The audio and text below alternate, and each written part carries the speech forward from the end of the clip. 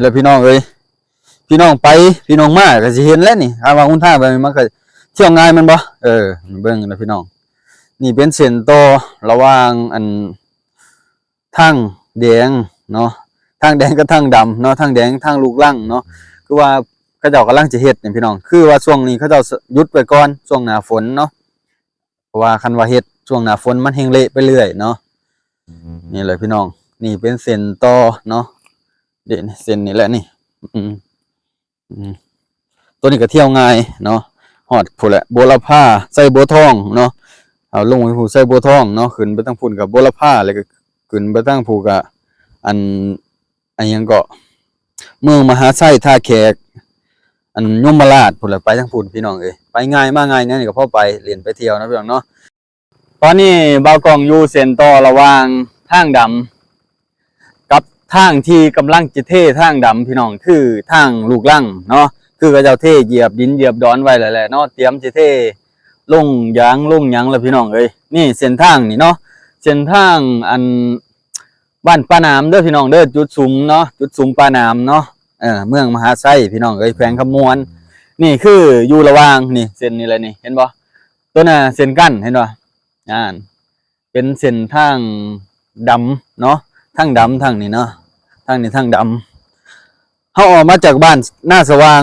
ห่างจากตัวอันปาน้ำประมาณ3 กิโลเนาะพี่น้องเนาะ3 ลักเนาะก็สิได้เที่ยวทางนี้บัดนี้แล้วอีกบ่หลายกิโลเนาะก็สิฮอดบ้านบ่าวกองเนาะเหลืออีกบ่หลายลักก็สิฮอดบ้านบ่าวกองเนาะคือว่าอันช่วงนี้เขาเจ้าสงัดหยุดไว้เนาะช่วงหน้าฝนเนาะให้ชาวบ้านเขาเจ้าเที่ยวง่ายจังหน่อยเนาะเขาเจ้าอาจสิค่อยๆเฮ็ดไปพี่น้องนี่คือเส้นทางที่เอาเที่ยวง่ายทางนี้เนาะเที่ยวง่ายเนาะไปฮอดพุ่นแหละพี่น้องฮอดบัวละพาฮอดไส้บัวทองเนาะเส้นทางที่เขาเจ้าเฮ็ดใหม่นะเที่ยวแบบง่ายเลยแหละพี่น้องเอ้ยแล้วก็เข้าไปฮอดตัวเมืองท่าแขกเนาะเมืองมหาไส้พุ่นแหละก็จังว่ากันใหม่อีกเทื่อนึงนี่เป็นเส้นทางที่แบบเวลาเฮามาแล้วเฮาก็อยากเที่ยวสะดวกสบายแม่นบ่พี่น้องนี่คือเฮาได้เที่ยวสะดวกสบายคือว่าทางลาวเฮาผู้หลักผู้ใหญ่เขาเจ้าก็คอยปรับแก้เนาะทางเจ้าเมืองมหาไส้ทางเจ้าแข้งขมวนเนาะเขาเจ้าก็ร่วมมือกันช่วยแก้ไขปัญหาในจุดนี้ชาวบ้านเขาเจ้าเที่ยวยากเนาะคือว่าทางนี้เขาเจ้าก็เฮ็ดลัดกันได้พี่น้องเอ้ย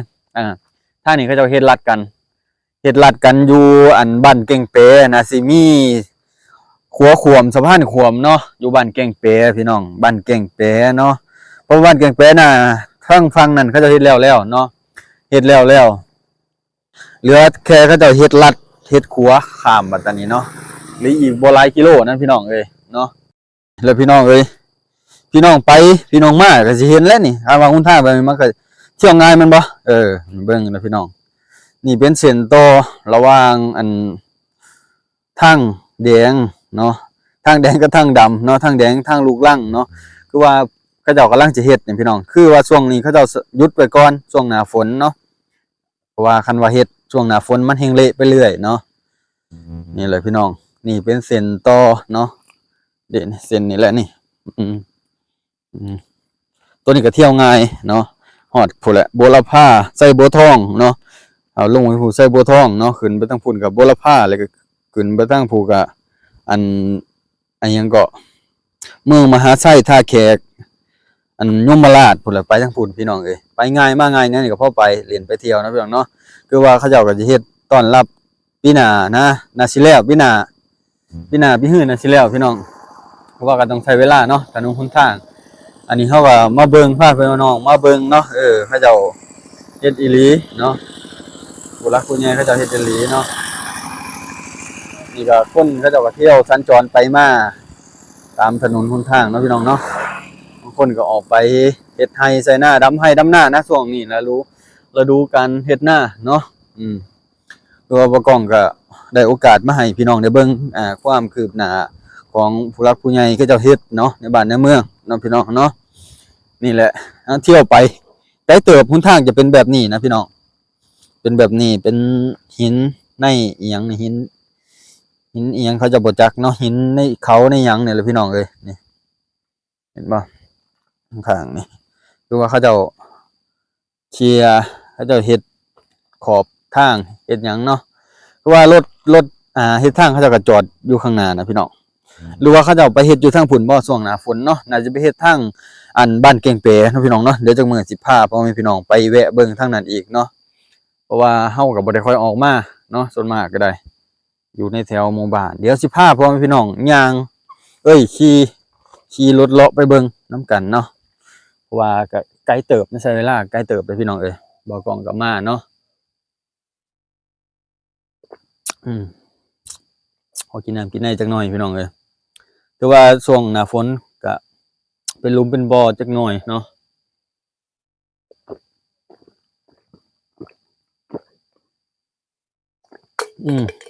ไปพี่น้อง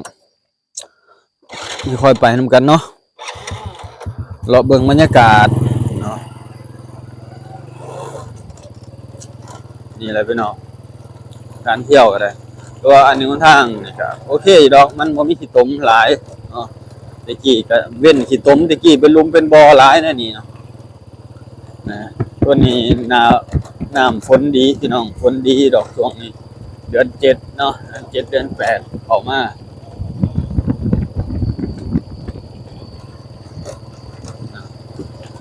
ไปตามถนนทางบ้านเฮาพี่น้องเอ้ยแต่ว่าสถานการณ์หน้าฝนคนเที่ยวหลายก็สิเป็นหลุมเป็นบ่อเอาว่ารถใหญ่นะเอาว่ารถไถรถน้อยๆนี่เที่ยวมันก็บ่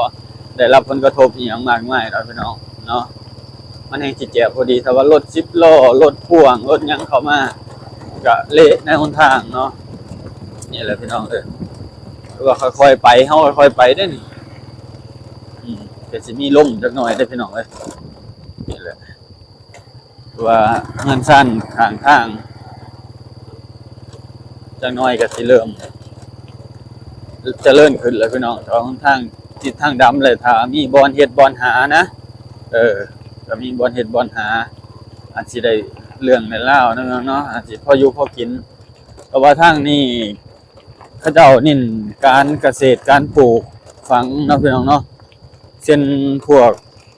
มันเนาะเป็นต้นเนาะเศรษฐกิจที่ทางรัฐเขาเจ้าส่งเสริมเนาะปลูกยางเนาะเป็นพืชเศรษฐกิจเลยแหละเนาะเส้นพวกมันกับยางนี่แหละส่วนมากเนาะแต่พืชกินหมากบ่ท่านมีหลายพี่น้องเอ้ยมีส่วนหน่อยเนาะส่วนมากจะเป็นของคนจีนเนาะเขาจะมาลงทุนเมื่อน่ะเห็นสวนทุเรียนเขาเจ้าเนาะแต่ว่าทางปากเซ่ทางอันนี้เริ่มหลายแห้งแล้วพี่น้องผลไม้กินหมากบรรยากาศบ้านเฮาพี่น้องเอ้ยค่อยไปค่อยมาแล้วเนาะขี้แห้งก็บ่ได้พี่น้องญาติลมเนาะสิต้นรถเจ้าของอีกเนาะรถเจ้าของก็มันเก่าแล้ว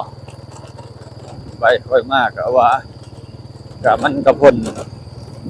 จากการที่จะเกิดอุบัติเหตุเนาะพี่น้องเนาะแต่ว่าทางในหน้าตะกาเขาจะโอ้ยพอดีพี่น้องเอ้ยเขาเจ้าบ่ได้ไถฮุดไว้ได้พี่น้องเอ้ยเพราะว่าเขาจะไถคนดำเลยเนาะกบกลางเลยเนาะนี่แหละพี่น้องเอ้ยคนก็ไปซื้อน้ำมูกน้ำมันมาเตรียมไถให้ไถหน้าบางคนบ่พอมาซื้อกินแล้วพี่น้องเอ้ยตัวเมืองปะน้ำพุ่นแหละเงินซ่านบ้านช่องเขาเจ้าก็ได้ตัวเหมาะตามนี้อยู่นั่นก็บ่ค่อยลังไงปานใดพี่น้องเอ้ยเพราะว่าความเจริญก็ค่อยเข้ามาแล้วเนาะเขาเจ้าก็สิพัฒนาไปตามความเจริญทางด้านถนนหนทางเศรษฐกิจบ้านเฮานำเนาะนี่แหละพี่น้องเอ้ยว่าเดินทางไปกับไกด์เติบเลยพี่น้องไปจังหวัดบ้านเนาะอันนี้มากับบ่เกินระยะฮอดบ้านบ่ป้องบ่เกิน7กิโลเนาะ7กิโล8กิโล8หลัก8หลักเนาะคือว่าบ่ได้ไกลปานใดดอกแต่ว่าหนทางมันก็เป็นแบบนี้แหละพี่น้องเอาไปมาเฮาก็ระมัดระวังเอาก็บ่ได้มีหยังหลายเนาะค่อยไปค่อยมาอุบัติเหตุมันก็บ่เกิดดอกพี่น้องเอ้ยจักเลยเนาะคันฮอดมือมันเนาะพี่น้องเนาะคันมือสิเป็นก็เป็นนั่นแหละเนาะเฮือนเขาเจ้าก็โอ้ยค่อยๆเฮ็ดค่อยๆสร้างผู้ใดก็ได้สวนกล้วยสวนหยังเขาเจ้าก็ รุดเบิกที่เบิกทางนี่แหละพี่น้อง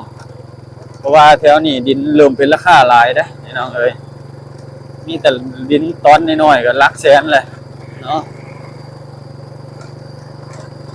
แต่ว่าบ่กล้องก็บ่ได้มีดินมีดอนคือเขาเจ้าดอกเนาะนี่ก็อยู่ดงพุ่นแหละพ่อเฒ่าเพิ่นจับจองไว้ให้เนาะให้เฮ็ดได้หาก็โอเคแล้วเนาะสั่งก็ได้นี่พี่น้องเอ้ยนี่ก็เป็นเส้นทางอีกเส้นหนึ่งที่เพิ่นกำลังแก้ไขเนาะพี่น้องเนาะกำลังสิเฮ็ดเจาะทางนี้ลัดไปท่าแขกก็ได้ปากเช่ก็ได้เนาะปากเช่เนี่ยก็สิผ่านอันสวรรณเขตผ่านเซโนเนี่ยลงไปพี่น้องเอ้ยผ่านในจุดนี้แหละเนาะทางก็สิยากแหน่จักหน่อยว่าเฮาก็จะค่อยไปหั่นแหละพี่น้องเพราะว่าเขาเจ้ากำลังเฮ็ดใหม่เนาะ